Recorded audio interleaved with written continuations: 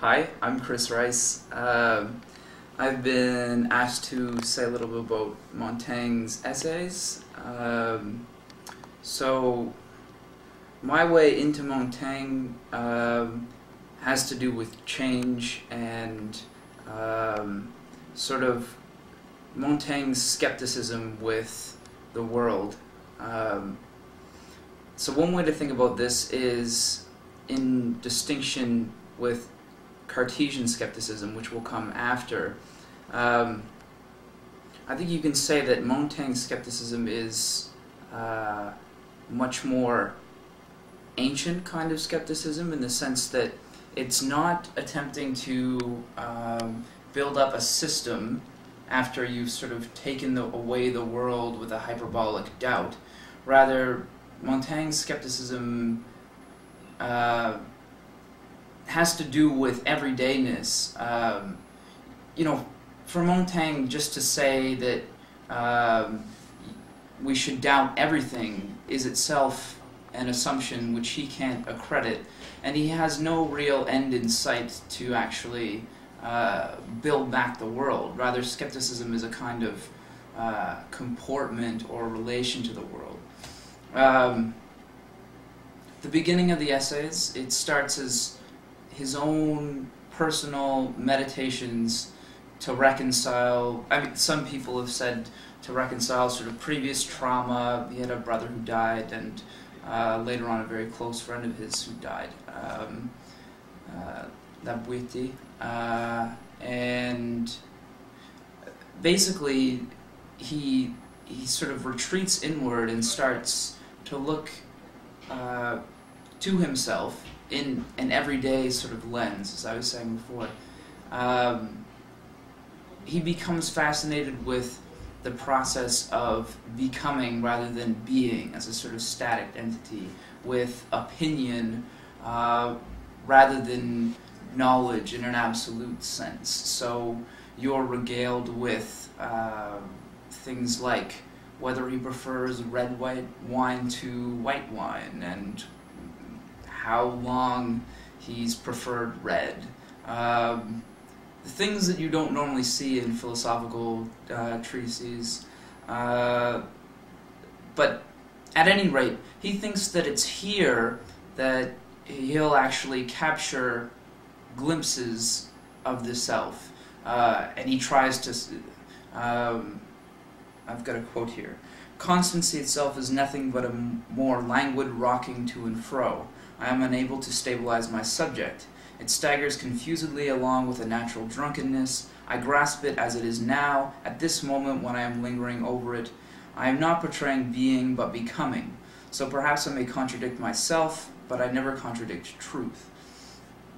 So, again, he's concerned not with...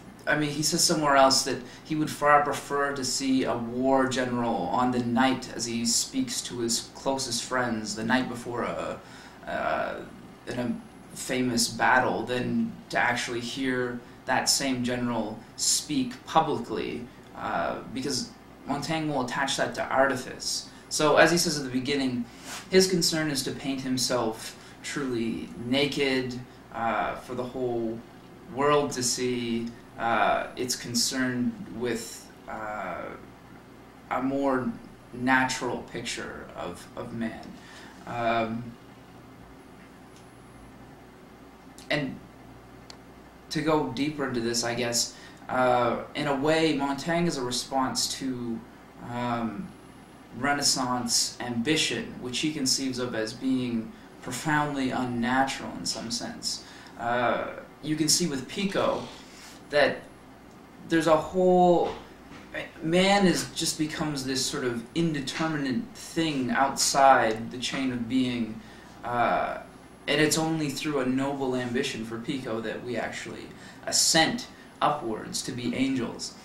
And Montaigne doesn't want to take away from that. It's not as if we are just to sort of indulge ourselves or become beasts or something like this, but it's rather to figure out what is actually the human, and to be very careful about striving to be angels. We actually become devils for Montaigne quite often. So there's this whole interrelation going on with a response to Renaissance ambition, in the sense that Montaigne is trying to live in accordance with nature's laws. He thinks that in a certain way pleasure can be a kind of guide for Montaigne, but it's a peculiar stance to the world, in the sense that he talks about being absorbed in an experience or pleasure, but not gluing yourself to it so much to the point that were this experience to be pulled away from you, that it would actually pull apart a piece of you. So for him, it's learning to sort of come to terms with our own finitude as humans, and learning to accept death and all these things that come along with being human, right? I mean, there's a lot of farce and parody of the very high Renaissance ideals. He loves sort of low humor's ability to sort of disarm those conceptions of the world. And just as a last sort of note, I mentioned his friend before, La Boétie. You sense at the end of the essays that his own sort of personal reflection and enterprise is in some sense a dialogue with himself, where his friend is no longer there. But yeah, so that's Montaigne in a nutshell, as best as you can summarize it. He's very discursive. You don't want to summarize Montaigne. Yeah.